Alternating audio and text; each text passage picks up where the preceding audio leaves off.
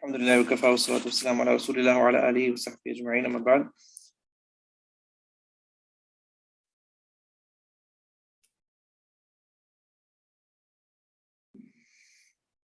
Today we're looking at four hadith, and we're finishing the chapters about salam. So let's summarize. We learned a lot about salam, at least I did, hopefully you did, inshallah. Salam is such an amazing act or an aspect of our religion. It creates peace. It literally creates peace. Sometime, Musa, sit this way? Or go that way. What's the next to your brother? It literally creates peace. It's a dua, right? Sometimes, people have conflicts, right? Sometimes in a home, there might be conflicts. There's all kinds of conflicts. At work, there might be conflict. But this is an easy way to create peace. You go into that conflict zone. Assalamu alaikum wa rahmatullahi wa barakatuh. Now you've already won half the battle because you said what? Salam. You wish peace for them. So it literally works like that. Sometimes, we're Muslims, we take our Islamic teachings for granted.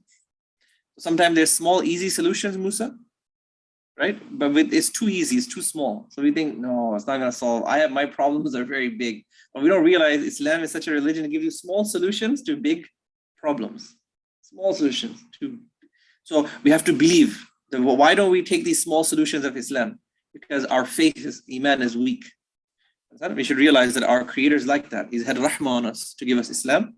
And Islam has small solutions to big problems, and the pills are small. And look, small pills, you can relate to small pills. Sometimes when you go to the doctor, doesn't the doctor give you small pills to a big problem?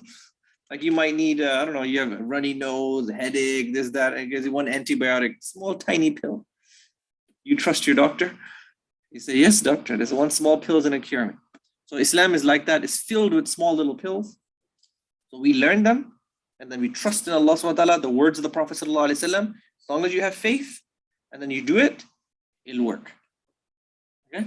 The problem is with us that we don't have faith sometimes. In the statements of the Prophet sallallahu alaihi wasallam. We have faith in everything else, but we don't lose it here. So may Allah subhanahu wa ta'ala give us tawfiq and realization, the importance of salam in Islam.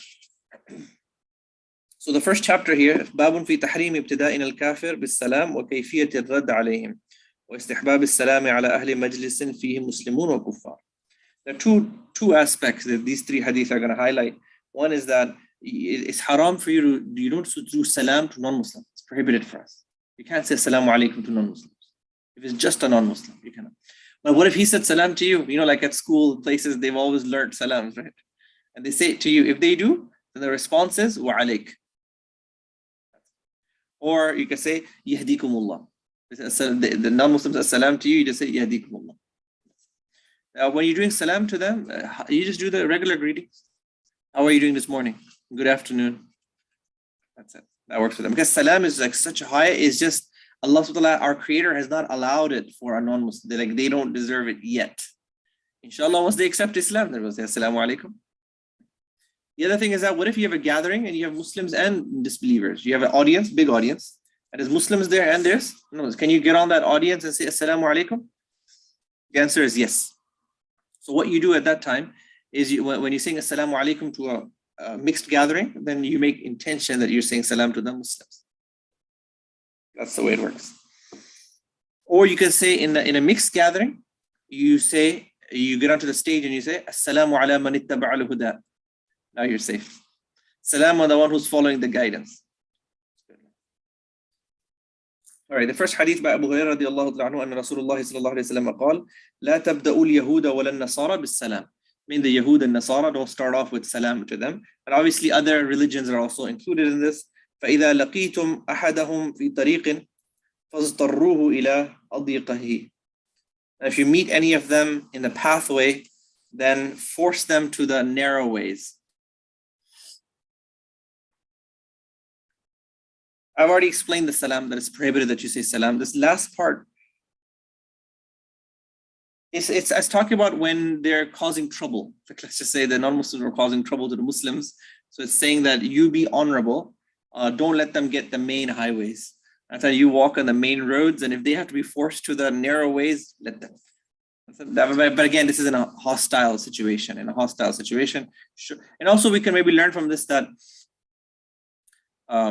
you should express your Islam. Don't be shy. And then from praying, in a place where the public might see you, or they might realize that you're a Muslim. And sometimes people, they start saying, instead of saying Muhammad, they say, just call me Mo. So we don't need to go doing that. Right? No, you're not Mo. Just tell your whole school you're not Mo. You are Muhammad. And they can say it. They can say Muhammad if they like. But that's okay. But you're not Mo. So be proud. Don't let this be like, don't hide it. You have to get over it. Because it's not your way, you're hiding something that you're guilty of. You have Islam, you have the greatest thing. And da'wah is fard upon us anyway. Amar bil ma'ruf wa nahy al munkar is a duty of every Muslim. So the least we can do, we're not going to talk to people about Islam. At least let them realize that you're a Muslim. Maybe because they saw that you prayed, or they saw the way you interact. That's already da'wah. Your walking is already your da'wah. So Islam demands that of us. The next hadith is by Anas radiallahu ta'ala. He says that Rasulullah sallallahu alayhi wa sallam said, إِذَا سَلَّمَ عَلَيْكُمْ أَهْلَ الْكِتَابِ فَقُولُوا وَعَلَيْكُمْ. That when the Ahl Kitab say salam to you, then say wa alaykum. I've already told you that, right? Then the non-Muslims say salam to you, you say wa alaykum. Or the other option was salamu, we said yahdikumullah. The third hadith is by Usama radiallahu ta'ala. He says that the Prophet ﷺ marra ala majlisin fihi akhlaqun min al-muslimin wal mushrikeen. Prophet ﷺ passed by a gathering. In that gathering, there were Muslims and mushrikeen. Abadat al-awthan wal yahud. And in that gathering, there's also worshippers of idols. The mushrikeen there, Muslims are there, worshippers of idols are there, and Yahud, Jews are also there. فَسَلَّمَ عَلَيْهِمُ النَّبِي صلى الله عليه وسلم. Prophet ﷺ said, Assalamu alaikum. Muttafaqun alayh. It's hadith in Bukhari and Muslim. So we learned that if there's a mixed gathering, you can just go ahead and say Assalamu alaikum. But I've already explained that you make the niyyah of the Muslims. He said Assalamu alaikum. In a mixed gathering, he went there, he said Assalamu alaikum. No, you can say the whole thing. Assalamu alaikum wa rahmatullahi wa barakatuh. No problem. Why? Because you have Muslims in the gathering. So you mean, and a lot of you see sometimes Islamic speakers, they start off like that, right? May peace and blessings of God be upon all of you. That's okay in that gathering. Because you have Muslims there, you make niyyah for the Muslims. It's prohibited for the non-Muslims directly, when it's just alone. Everybody understands that? So it's prohibited alone. When they're mixed with Muslims, then you're allowed to say it, but you're really saying it to the Muslims. Or you can use a word like Assalamu ala man ittaba al-huda. Peace be upon the one who follows the guidance. Simple as that. Okay, last hadith. باب في استحباب السلام إذا قام من المجلس وفارق جلساءه أو جليسه. It's recommended. You can go. Yasin, you can go. Huh? No, you're fine. No, you have to go. Yes, your parents are waiting.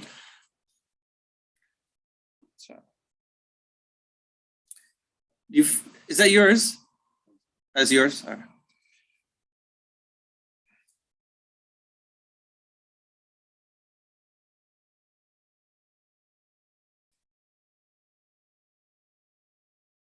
Okay, let's read the hadith. Abu Hurairah radiallahu anhu says that Rasulullah sallallahu alaihi wasallam said, إِذَا انْتَهَا أَحَدُكُمْ إِلَى الْمَجْلِسِ فَلْيُسَلِّمْ. When you go to a gathering, say salam. Now, I've spoken to all of you about this, about that there's some rules there. It just says salam. See, sometimes when people read this literally, that when you go to a majlis, say salam. So everybody comes in majlis, they go, Assalamu alaikum. Not like that. You have to see the majlis. If the lecture is going on, then you say salam with your heart. Let's say a brother walked in right now. The right adab is that he doesn't say salam to us. He just sits down. Unless I say Assalamu alaikum. Then everybody joins in with me and we say wa alaikum assalam. That means I stop my lecture. But normally in the time of dhikr, also in the masjid, people are doing dhikr, they're praying salah. You don't come in and say Assalamu alaikum. It's a habit, and normally you find masajid people do that. No, you just do it with your heart. When you see people are not doing dhikr, they're alone, or in a gathering, they're just they're not doing dhikr, they're just sitting there, and you've come in. Then you say Assalamu alaikum. That's the perfect time. Everybody's open. So that you have to discern between them. When do you do it with your heart? When do you do it with your tongue? And also sometime, when do you do it? Lightly. When Prophet ﷺ saw some people are sleeping and some people are awake, he said, Salam alaikum. He didn't want to wake anybody up. And the guys were awake, he said, Salam. So all these options are there.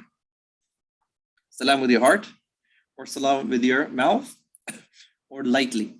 So you have to assess your situation and then do the right salam.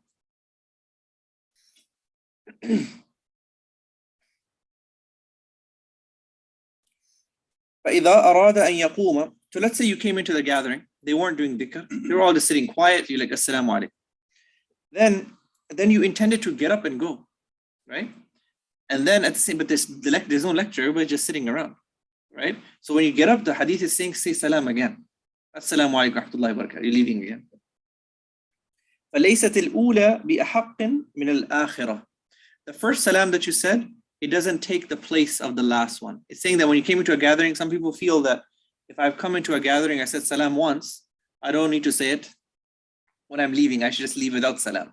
Not really. You can say it once you come in, you owe one, and when leaving, you also owe one. But the only thing I'm adding to this is that watch the majlis, depending on what kind of a majlis. Like us, when our lecture is over, it's not a majlis anymore, right? So we're all going to say to each other salam loudly. If someone comes during the lecture, then he'll do it lightly. So this is the fiqh of salam. That's it. So alhamdulillah, salam ends here. Next is about taking permission. You know, in the home, you have children. You have to teach them the rules of when you take permission to going into someone's room. You should always knock before you go into someone else's room. Right? You let it for them. You don't just come in. So those types of adab of taking permission is coming up next, inshallah. وآخر دعوانا أن الحمد لله رب العالمين سبحان الله وبحمده سبحان الله العظيم